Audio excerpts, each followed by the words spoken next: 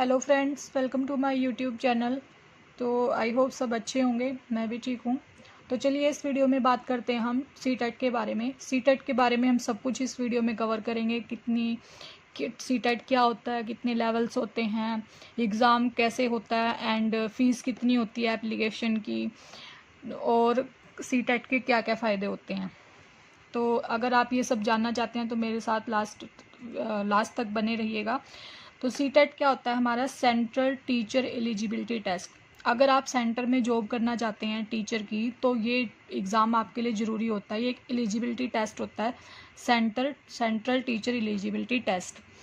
अब जैसे हरियाणा में एसटेट होता है, सेम तरीके से सीटेट होता है।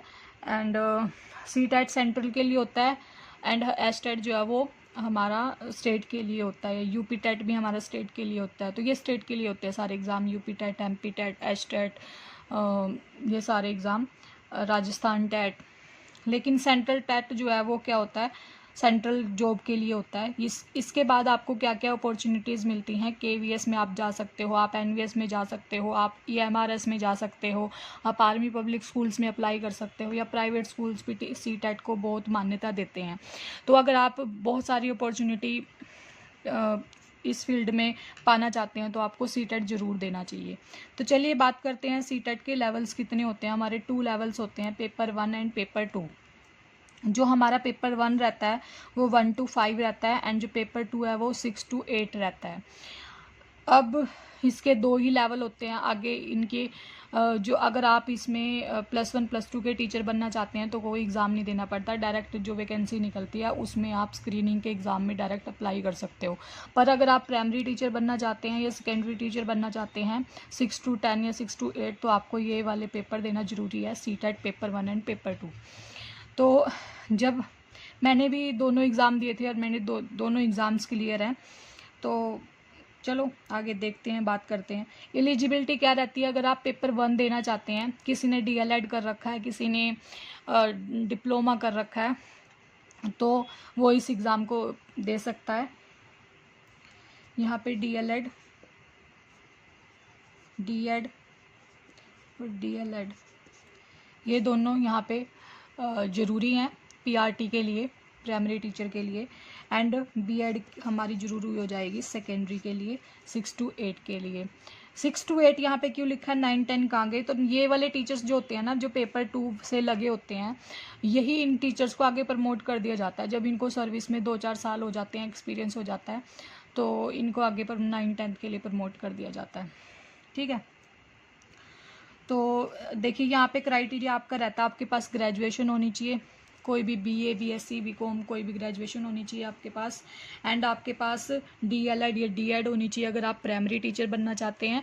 ये और सेम जो पेपर 2 है उसके लिए आपके पास ग्रेजुएशन होनी चाहिए एंड बीएड होनी चाहिए अगर आप सीटेट पेपर 2 देना चाहते हैं। आगे बात कर लेते हैं इसकी एप्लीकेशन फ़ीस की। एप्लीकेशन फ़ीस कितनी रहती है? अगर आप पेपर 1 दे रहे हैं तो आपकी कितनी लगेगी, अगर आप पेपर 2 दे रहे हैं तो आपकी कितनी लगेगी, और अगर आप बोथ पेपर दे रहे हैं तो आपकी कितनी लगेगी। यहाँ पे जो जर्नल की फ़ीस रहती है हमारी, वो रहती है 1000 रहती है पेपर 1 की। लेकिन अगर आप पेपर 2 भी साथ में दे रहे हैं तो आपकी जर्नल की फ़ीस लगेगी 1200। अगर आप SC/ST से हैं तो आपकी लगेगी 500 यहाँ पे, और बोथ पेपर दे रहे हैं तो 600 आपकी यहाँ पे, बोथ पेपर। ओके। तो ये रही थी कुछ इसकी फ़ीस की बात। मैं तो ये कहूँगी कि अगर आप तैयारी कर रहे हैं, अब आप स्टडी कर रहे हैं, तो दोनों पेपर देने चाहिए आपको। और इसमें मेन रोल रहता है बहुत सारा, पैडागोजी का मेन रोल रहता है इसमें, क्योंकि 90 मार्क्स की पैडागोजी आती है। आपको एनसीईआरटी अच्छे से स्टडी करनी चाहिए। चलो आगे बात करते हैं इसमें क्या क्या सब्जेक्ट्स आते हैं।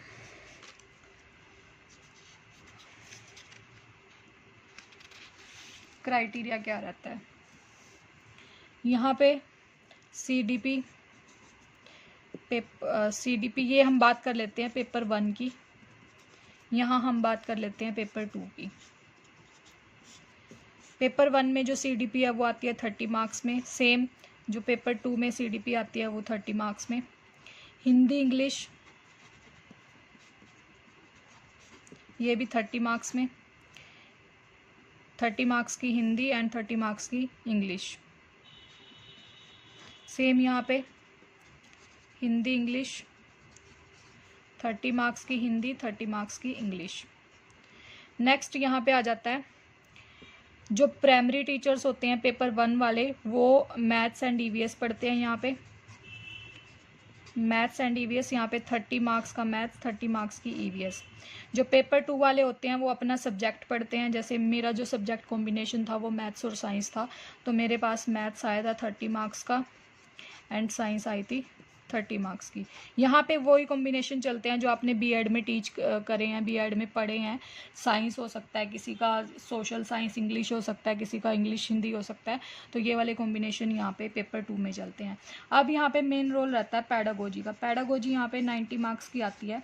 देखिए सीडीपी एंड पैडागोजी 30 मार्क्स की, हिंदी इंग्लिश में भी 15 मार्क्स की जो है वो पैडागोजी रहती है आपकी, और मैथ्स पैडागोजी भी आपकी 15 मार्क्स की रहती है, ईवीएस पैडागोजी भी आपकी 15 मार्क्स की रहती है।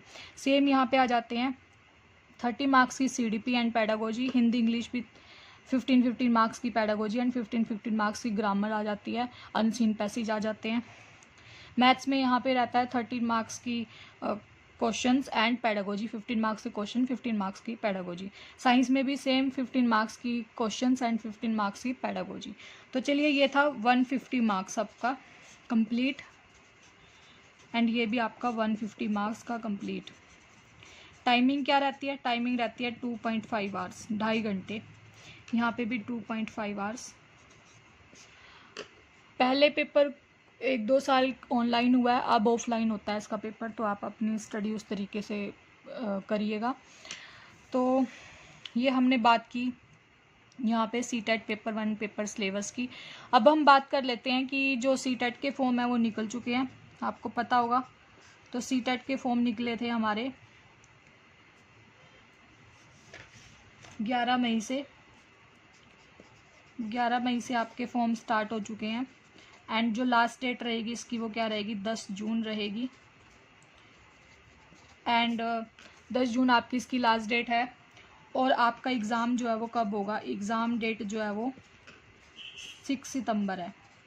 तो देखिए यहाँ पे मई, अभी जून, मई ख़त्म ही हो गया, जून स्टार्ट होने वाला है। जून, जुलाई, अगस्त, सितंबर, 3 महीने आपके पास अप्रोक्सीमेट तैयारी करने के लिए, अच्छे से तैयारी करने के लिए। तो आई होप 2 से 3 महीने काफ़ी होते हैं अगर आप सीरियसली स्टडी कर रहे हो, सीरियसली पढ़ाई कर रहे हो, लाइब्रेरी ज्वाइन कर रखी है या घर पे आपने टाइम टेबल बना रखा अपना, तो आई थिंक 2 से 3 महीने इनफ होते हैं इस एग्ज़ाम को क्रैक करने के लिए। क्योंकि मैंने भी अपनी प्रिपरेशन 2 महीने में ही करी थी। सेम मैंने एस्टेट की करी थी 1 से 2 महीने में, एंड सेम मैंने सीटेट की करी थी 1 से 2 महीने में, तो मेरा एग्ज़ाम क्लियर हो गया था।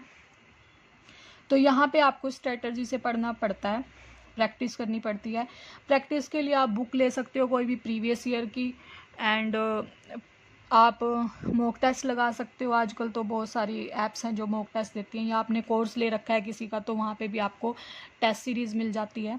तो मॉक टेस्ट से ये होता है कि आपको प्रैक्टिस हो जाती है एंड कॉन्फिडेंस आता है आपको पेपर में बैठने का, क्वेश्चन को समझने का, अंडरस्टैंड करने का, आंसर देने का, how to give answer, how to, या 2 आंसर कैसे हो सकते हैं क्वेश्चन के, किस हिसाब से। थिंकिंग बहुत मैटर करती है इसमें, सीडीपी में, पैडागोजी में थिंकिंग बहुत मैटर करती है। क्योंकि हम जो रियल लाइफ में करते हैं, जैसे पहले क्या होता था, पनिशमेंट दे देते थे हम बच्चों को, लेकिन अब पनिशमेंट, हमें बच्चे को किसी भी तरीके से नेगेटिव नहीं दिखाना है। तो ये चीज़ अगर आप टीचर बनना चाहते हो तो ये चीज़ आप माइंड में सेट कर लो कि हमें हर तरीके से बच्चे को पॉजिटिव रखना है, एक्टिव रखना है। क्योंकि जैसे हम बच्चे को डील करेंगे उस हिसाब से उसका आगे फ्यूचर होगा। तो ये हमारे ऊपर सबसे बड़ी रिस्पॉन्सिबिलिटी होती है कि टीचर बच्चे को किस हिसाब से डील कर रहा है। तो यही सब पैडागोजी या सीडीपी में पूछा जाता है। कुछ थ्योरीज हैं इसमें सीडीपी में, अच्छी अच्छी थ्योरीज हैं, आप पढ़िए उनको, बहुत कुछ थिंकिंग चेंज हो जाती है जो कि हम पहले फील करते हैं, और टीचिंग लगाते हैं हमारी सोच हो जाती है, बच्चे को पॉजिटिव तरीके से देखते हैं। तो आई होप आपको कुछ, जब तो कुछ आपको सीखने को मिलेगा। तो ये जर्नी होप आपको आगे तक लेके जाए। तो अगर आपको वीडियोस पसंद आती हैं तो प्लीज़ लाइक कीजिए, शेयर कीजिए एंड कमेंट करिए आऊँ या फिर आप